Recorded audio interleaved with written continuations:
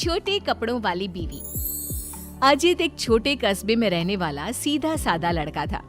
उसकी शादी दिल्ली की रहने वाली सौम्या के साथ हो गई। सौम्या बहुत ही फैशनेबल लड़की थी। अजित की नौकरी छोटे कस्बे में होने के कारण सौम्या भी अजित के साथ छोटे शहर में रहने के लिए आ गई। सौम्या, तुम्हारा ड्रेस कुछ ज्यादा छोटा है, इसे पहनकर यहाँ बाहर मत निकलना। अरे तुम्हें पता नहीं, मैं दिल्ली की मॉडल लड़की हूँ और मैं तो हमेशा ऐसे ही कपड़े पहनती हूँ।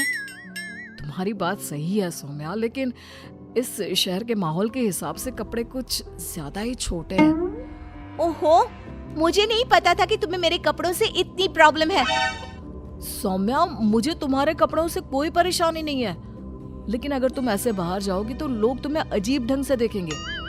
अच्छा ठीक है, अब तुम ऑफिस जाओ, तुम्हारा ऑफिस जाने का वक्त हो गया है। अजित को लगता है कि शायद सौम्या ने उसकी बात मान ली है। वो ऑफिस चला जाता है। थोड़ी देर बाद सौम्या अपना शॉर्ट ड्रेस पहनकर घर से बाहर सब्जी लेने के लिए जाती है। भैया, आधा किलो टमाटर देना। मैडम जी, कहीं बाहर से आए लगते हो, पहली बार शहर में आई हो का? तुमसे क्या मतलब? और तुम मुझे ऐसे घूर घूर के क्यों देख रहे हो?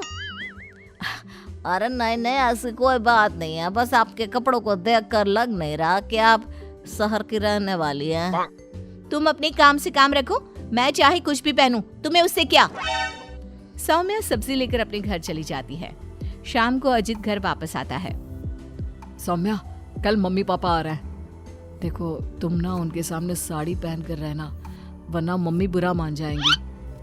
अरे यार, तुम भी ना जब देखो तब मेरे कपड़ों को लेकर परेशान रहते हो। अरे बस 2 दिन की तो बात है सौम्या, उसके बाद तो मम्मी पापा वापस घर चले जाएंगे। अच्छा ठीक है ठीक है। अगले दिन अजित ऑफिस चला जाता है और पीछे से सौम्या के सास ससुर घर पर आते हैं। लेकिन अजित के घर पर ना होने की वजह से सौम्या ने साड़ी नहीं पहनी थी और वही छोटे कपड़ों में वो अपनी सास के सामने आ जाती है। नमस्ते मम्मी जी, पापा जी, कैसे हैं आप? अरे मैं तो आंखें बंद कर लेता हूँ, ये बहू ने कैसे कपड़े पहने हुए हैं। राम राम राम राम। अरे बहू, तुमको जरा भी शर्म नहीं आती? अपने सास ससुर के सामने इतना छोटा ड्रेस पहनकर घूम रही हो। क्या अजित ने तुमको बताया नहीं कि हम लोग तुमसे मिलने आ रहे हैं? बताया तो था, लेकिन वो क्या है ना मम्मी जी, पापा जी, मुझे तो ऐसे ही कपड़े पहनने की आदत है। जरा मेरे साथ चल, मैं तुझे सिखाती हूँ कैसे कपड़े पहनते हैं।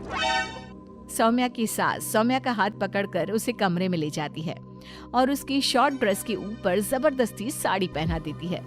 साड़ी पहनने के बाद सौम्या जैसे ही घर का काम करना शुरू करती है, बार बार जमीन पर गिर पड़ती है। हे भगवान, ये क्या मुसीबत है? ये 5 मीटर की साड़ी पहनकर काम करना मेरे लिए तो बहुत मुश्किल है। क्यों बहू, अब पता चला ना कैसे कपड़े पहनने चाहिए? तो मम्मी जी, आपके कहने का मतलब है कि आप लोगों के सामने मुझे साड़ी पहननी चाहिए? हाँ बहू, तुम्हारी सास के कहने का यही मतलब है। अब आगे से ध्यान रखना। शाम को जब अजीत ऑफिस से लौट कर आता है तो सौम्या को साड़ी में बेहाल देखकर उसे बहुत हंसी आती है। लेकिन अगली सुबह जब सौम्या सोकर उठती है तो उसके कपड़े देखकर अजीत और उसके माँ बाप का सर घूमने लगता है। अरे सौम्या, तुमने ये क्या पहना है? आपकी मम्मी ने साड़ी पहनने के लिए कहा था तो मैंने साड़ी पहन ली। लेकिन सौम्या, तुम्हारी साड़ी तो घुटनों तक ऊंची है, जैसे ये साड़ी ना हो कोई मिनी स्कर्ट हो। वो क्या है ना बेबी, तुम्हारी मम्मी ने मुझे सिर्फ साड़ी पहनने के लिए कहा था, उसकी लंबाई नहीं बताई थी। हे भगवान, ये कैसी बहू पल्ले पड़ी है? अरे ये क्या अजूबा बनकर घूम रही है? लगता है मुझे फिर से आंखें बंद करके ही रहना पड़ेगा। अरे पापा जी, आप एक बार आंखें बंद कर ही लीजिए, बार बार डायलॉग मारते रहते हैं। ये तुमने क्या हुलिया बना लिया है सौम्या? अजीत के मम्मी और पापा अपनी बहू की हरकतों से परेशान होकर वापस चले जाते हैं। अजीत सौम्या को समझाने की कोशिश करता है, लेकिन वो उसकी कोई बात नहीं सुनती।